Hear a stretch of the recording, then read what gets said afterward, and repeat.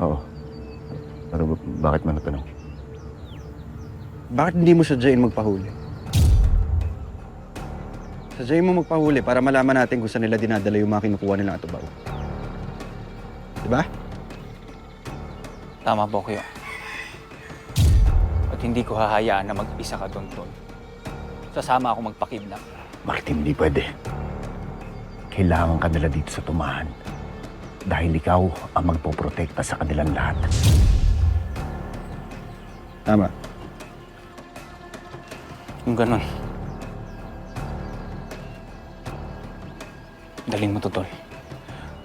Huwag mong wawalain yan. Teka lang ah. Alam kong magkakaibigan tayo dito. Pero, di ko alam na... ano yan? Bakit? May pag-goodbye? Ano yan? May... Tracking device yan. Teka.